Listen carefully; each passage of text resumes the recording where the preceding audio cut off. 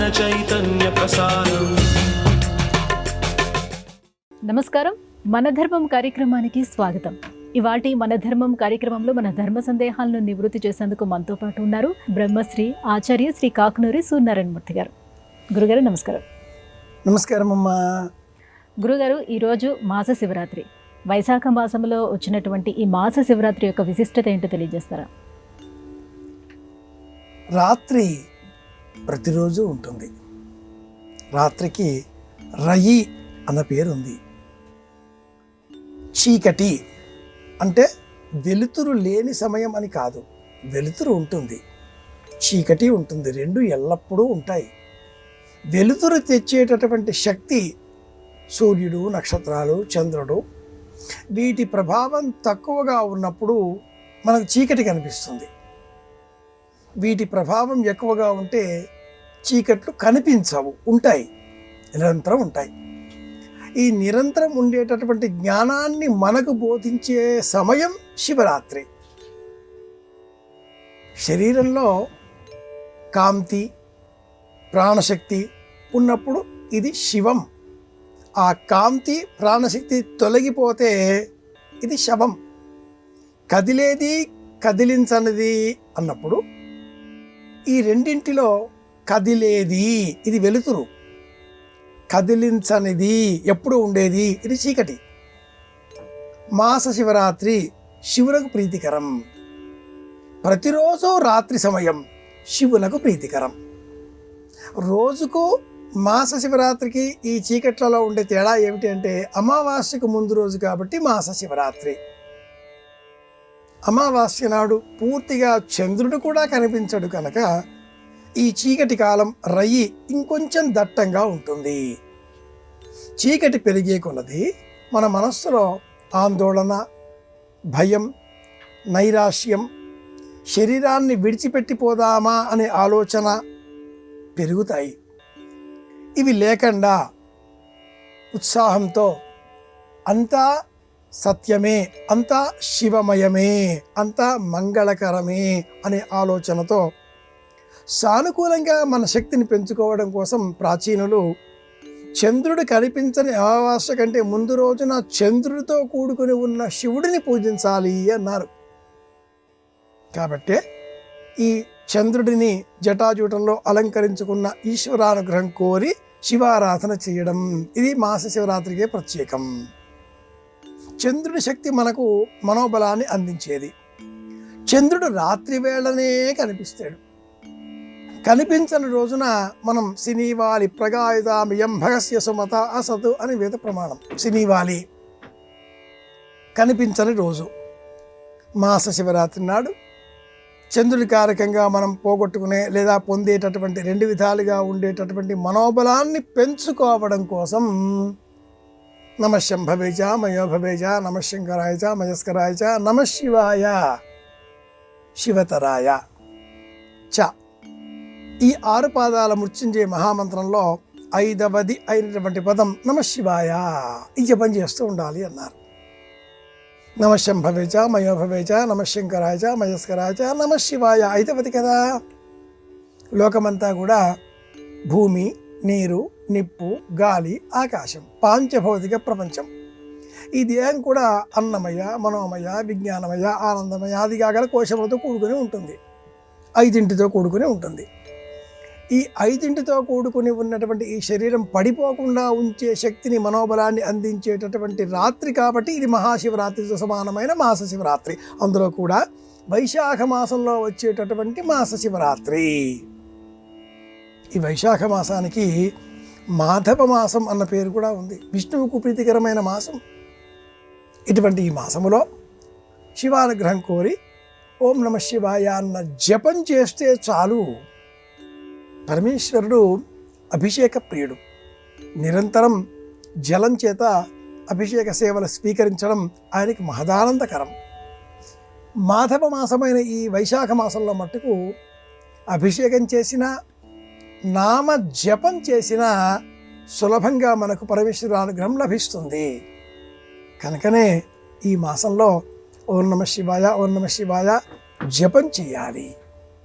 శివానుగ్రహం కోరి రుద్రాక్ష మాలికలు ధరిద్దాం అనేటటువంటి వారికి కూడా ఈ వైశాఖ మాసం చాలా ప్రత్యేకమైనది. మెడలో రుద్రాక్షలు ధరించాలి అనే సంకల్పం గల వారికి కూడా ఈ మాధవ మాసం విశేష ఫలప్రదం కనుక ఈ రోజున ఈ విషయం తెలుసుకుంటే తెలిసింది కాబట్టి ఒక అవకాశం ఉన్న చోట పంచముఖ సప్తముఖ ఏదైనా మన నక్షత్రాలకు సంబంధించిన ఎన్ని ముఖాలు ధరించాలో కూడా తెలిసి ఉంటే రాశులకు కూడా ప్రత్యేకమైన ముఖాలతో కూడుకున్న రుద్రాక్షలు ధరించాలి అంటూ రుద్రాక్ష మహిమ గ్రంథాలు చెబుతాయి. అలా ఆయా ముఖాలతో కూడుకున్న రుద్రాక్షలను ధరించాలి అనేటటువంటి సంకల్పం ఏర్పడినప్పుడు వాళ్ళందరికీ కూడా ఈ వైశాఖ మాసం మాస శివరాత్రి ప్రత్యేకం అని చెప్పాలి. రుద్రాక్ష మాలిక ధారణకు అనువైన కాలం ఈ వైశాఖ మాసంలో మాస శివరాత్రి. శివనామస్మరణ చేస్తే శివానుగ్రహం లభిస్తుంది. ఇది విషయం. గురుగారు, కొందరు గృహ నిర్మాణ సమయంలో శంకుస్థాపన చేసే సమయంలో కొయ్యతో చేసినటువంటి శంకువును ఉపయోగిస్తారు, మరికొందరు వినియోగించరు. ఈ భేదం ఎందుకు? వాస్తుశాస్త్రంలో ప్రత్యేకమైన అంశం శంకుస్థాపన.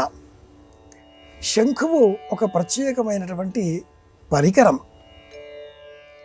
ముందుగా బిందువుతో, కోణాకారంతో, షట్కోణాకారంతో, కొయ్యవలె పొడవుగా ఉండే షట్కోణాకారంతో, ఆ పైన నలుపలకలుగా ఉండే ఆకారంతో, వృత్తాకారంతో ఉండే ఈ పరికరం ఇంటి నిర్మాణానికి దిశానిర్దేశం చేసేటటువంటి సాధనం. దృక్ సాధన చేయడం కోసం శంకుస్థాపన చేయాలి. దృక్కు అంటే దిశ, దిక్కు. తూర్పు ఇటు అని ఎలా తెలుస్తుంది? ఈనాటి కాలంలో మనకు అయస్కాంత వలయాలతో కూడుకున్న యాంత్రిక పరికరాలు లభిస్తున్నాయి కాబట్టి దానితో నార్త్ పోల్, సౌత్ పోల్ తెలుసుకొని మధ్యంగా ఉండే ఈస్ట్ వెస్ట్ నిర్ణయం చేసుకుంటున్నాం. ఈ యంత్ర సాధనం కూడా భూమి ఆకర్షణ శక్తికి లోన్ అవుతుంది కాబట్టి ఈ పరికరాన్ని భూమి మీద పెట్టగానే ఆ ముళ్ళులో కదలిక వస్తుంది. ఏదైతే మనం ప్రాచీ సాధన అన్న పేరిట తూర్పు దిశానిర్దేశం చేస్తున్నామో అది కూడా ఖచ్చితం కాదు. మనం యాంత్రిక పరికరాన్ని వినియోగించి north pole red point mark చూపిస్తుంది అంటూ ఫిక్స్ చేసుకొని డిగ్రీలు లెక్కబెట్టి ఇది ఈస్ట్ అనుకుంటూ ఉంటాం. తప్పు. ఆ పరికరం కూడా భూమి మీద పెట్టగానే భూమి ఆకర్షణ శక్తికి లోనై 1 డిగ్రీ కాసింత పక్కకి జరుగుతుంది. ఇది కూడా లేకుండా ఖచ్చితంగా మనకు దృక్ సాధన కావాలి అంటే శంకుస్థాపన కావాలి.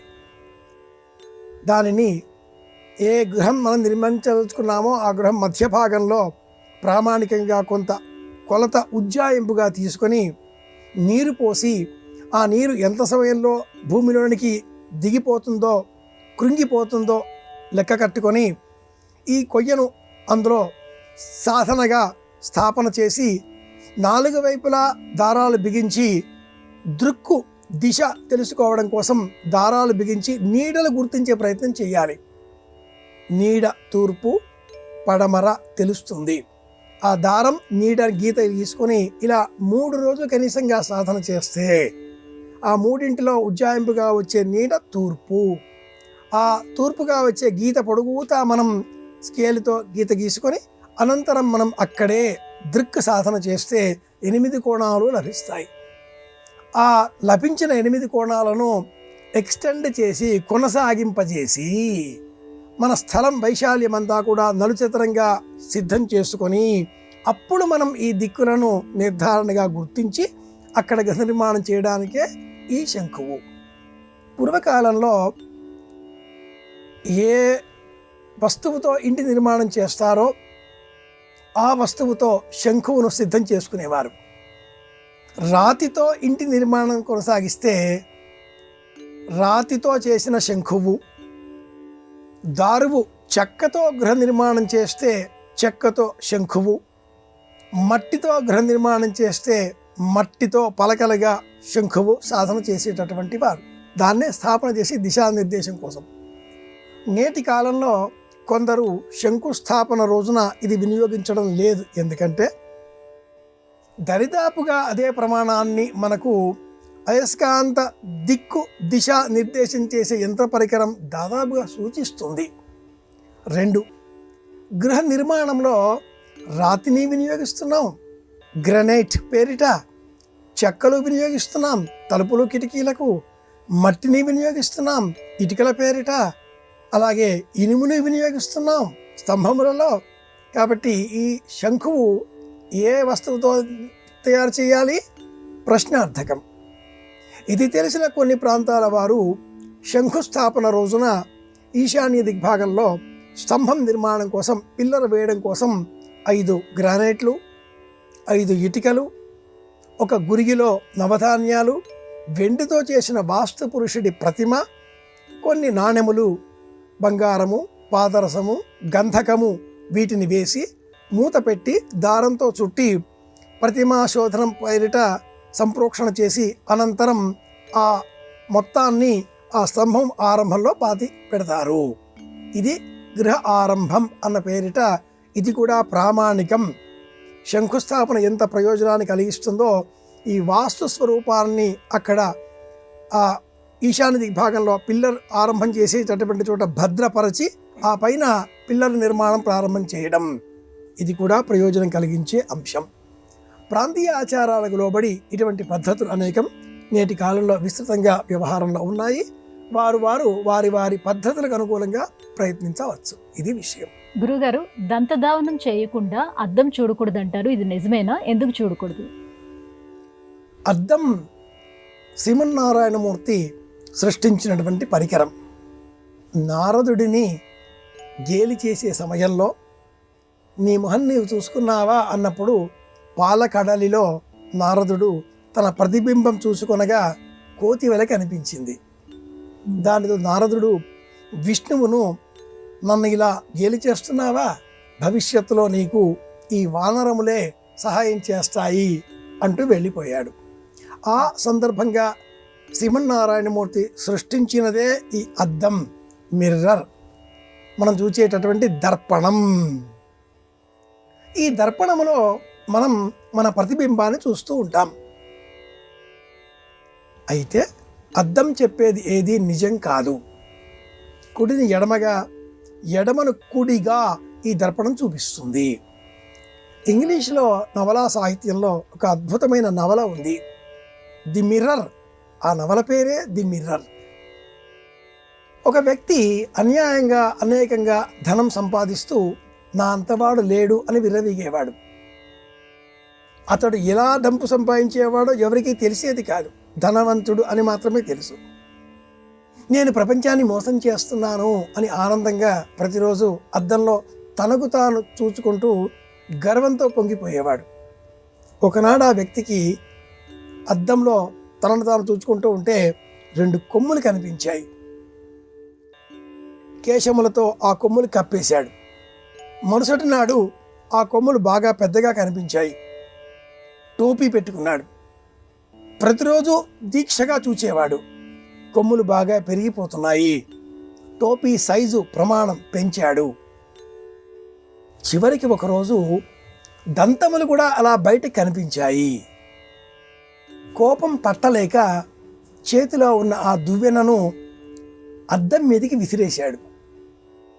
ఆ అద్దం పగిలిపోయింది. పగిలిపోయిన ఆ అద్దం ముక్క ఆ వ్యక్తి గుండెలో వచ్చి గుచ్చుకుంది. అతను కింద పడ్డాడు, ప్రాణాలు కోల్పోయాడు. అతని పరిచారకులు వచ్చారు, చూచారు, పైన పరుండ చేశారు. చిత్రంగా వారికి ఈ వ్యక్తిలో ఇతడికి కనిపించిన కొమ్ములు కానీ దంతాలు కానీ వారికి కనిపించలేదు. అతడు సామాన్యంగానే ఉన్నాడు. ఆ నవల పేరు ది మిర్రర్. ఇందులో అంశం ఏమిటి? అద్దం అనడానికి మనం ఎందుకు తీసుకున్నాం ఈ కథ అంతా కూడా అంటే, మనలో పెరిగిన అసూయ, మనలో పెరిగిన మాత్సర్యం, మనలో పెరిగిన స్వార్థభావం, ఇవి కూడా అద్దంలో కనిపిస్తాయా? మనల్ని మనం పరిశీలించుకోవడం కోసమే అద్దం. అంతేగాని తెల్లగా ఉన్నామా, నల్లగా ఉన్నామా, ఫలిత కేశములు, నలుపుగా ఉండే కేశములు తెల్లగా మారాయా, విదేశాలలో తెల్లగా ఉండే ఎంట్రుకలు అందం కదా, ఇవి చూసుకోవలసింది కాదు. నిన్న నేను ఎలా ఉన్నాను, ఇవాళ ఎలా ఉన్నాను అనేది.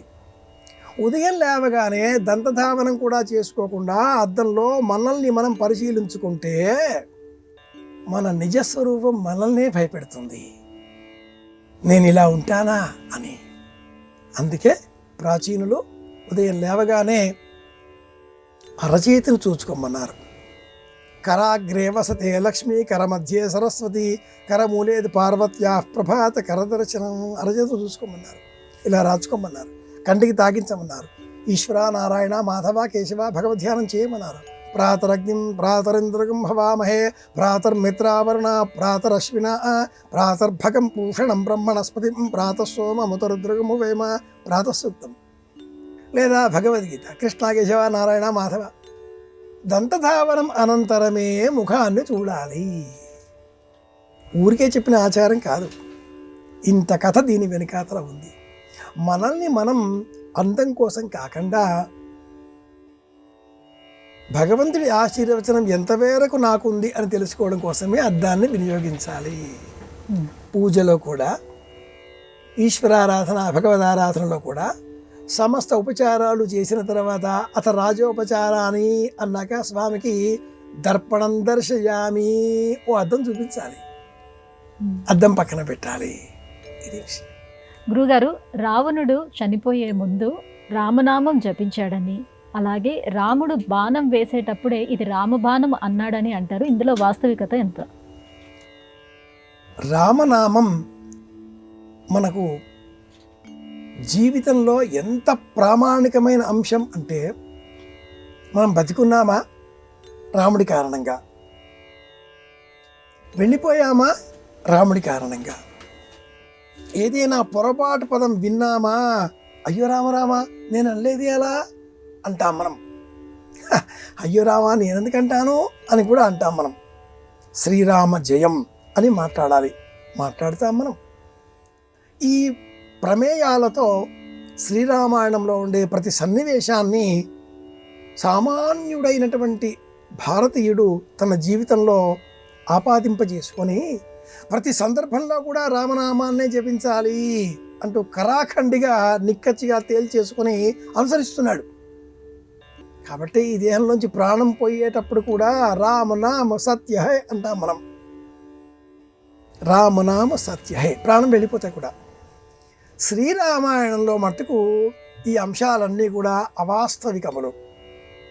రాముడు బాణప్రయోగం చేస్తూ బ్రహ్మాస్త్రమును ప్రయోగించాడు. అది ఆయన హృదయమును తాకింది, నేలను వాలినాడు ఆ రావణుడు. ఇంతే. ఉదరంలో అమృత భాండం ఉంది, కొట్టాడు, భీషణుడు చెప్పాడు, ఇది పిట్ట కథ.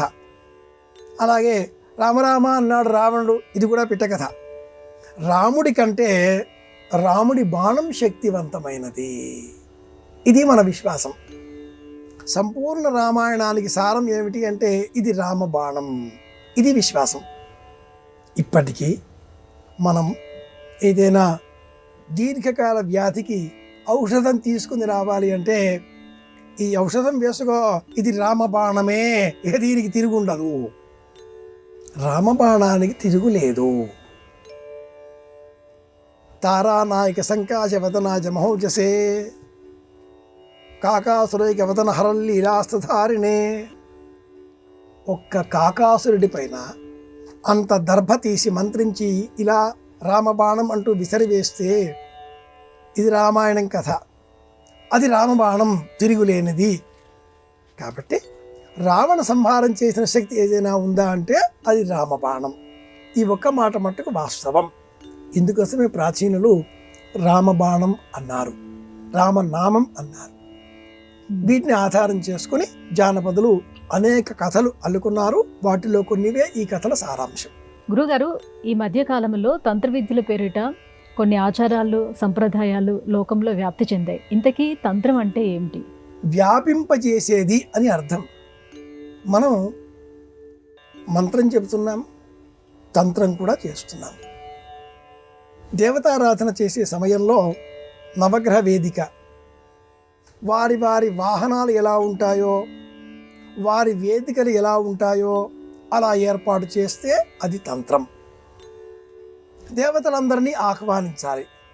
ఆహ్వానించడం కోసం ఒక ముగ్గు వేయాలి. దాని పేరు సర్వతో భద్ర మండలం. ఇది ఒక తంత్రం. షట్పంచాశత్ దేవతలు 56 దేవతలను మనం ఆహ్వానిస్తున్నాం. భైరవ, చండ భైరవ, క్రోధ భైరవ, ఉన్మత్త భైరవ, భీష్ణ భైరవ, సంహార భైరవ, కపాల భైరవ, మార్తాండ భైరవ, అష్టభైరవులతో కూడుకొని ఈ 56 దేవతలను ఆహ్వానించడం కోసం ఒక వేదిక కావాలి. రంగురంగుల బియ్యాలు కావాలి. చతుర్లింగతో భద్రం, ఏకలింగతో భద్రం, సర్వతో భద్రం, ఇవన్నీ కూడా తంత్రాలే. ఒక చెంబులో నీరు పోసి ఆ చెంబు చుట్టూరా దారం చుట్టి అందులో ధూపం వేసి 5 ఆకులు పంచపల్లవములు అందులో ఉంచి నారికేళం పైన ఉంచి త్రినేత్ర హరిసమ్మితం శిఖయ ఆదురితం సర్వం తంత్రం. మనం చేసే ఏ పని అయినా కూడా తంత్రమే. అంత బియ్యం చేతపుచ్చుకొని దానికి పసుపు, కుంకుమ, నెయ్యి, అలది అలా చేత కలిపితే అవి అక్షింతలవుతాయి. తంత్రం. ఇలా వేసేది ఒకటి, ఆ వేసే సమయం ఇలా అని వేస్తే ఒకటి తంత్రం. కొబ్బరికాయని నాజూకుగా సుకుమారంగా 2 పక్కల ఎంత భద్రంగా జాగ్రత్తతో ఇలా భేదిస్తే అది నారికేళ భేదనం, ఆ నీరు అభిషేక యోగ్యం.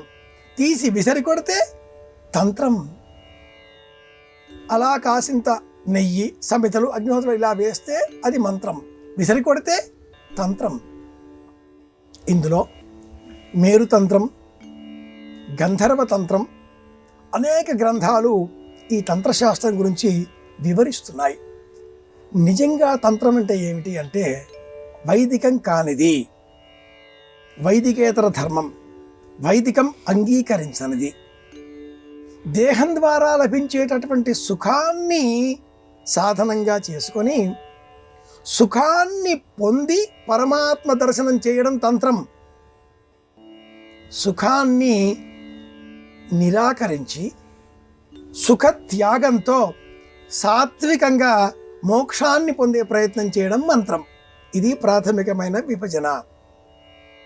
మత్స్యము, మంత్రము, పంచమకారములతో అవన్నీ కూడా చెప్పడానికి ఇబ్బంది కలిగించేటటువంటి శబ్దజాలం. వాటి చేత నేటి కాలంలో కొందరు తంత్రం చేస్తాం, ఇవి చేస్తాం, అవి చేస్తాం అంటూ ఉంటారు.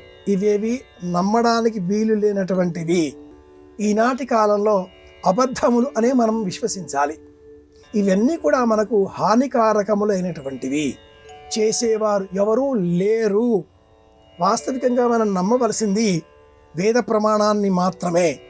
సమస్త తంత్రములు మేం చేస్తాం అంటూ ఈనాటి కాలంలో కనిపించే వారంతా కూడా అప్రమాణికం, అవైదికం, అధార్మికం, ఆమోదయోగ్యం కానటువంటి విషయాలు ఇవన్నీ కూడా. ఇది విషయం. గురుగారు, కేంద్రాలు, త్రికోణాలు అని జ్యోతిష శాస్త్రంలో మన రాశులను విభజించేటప్పుడు ఒక పద్ధతి అంటూ ఉంది కదా, దీని గురించి వివరిస్తారు?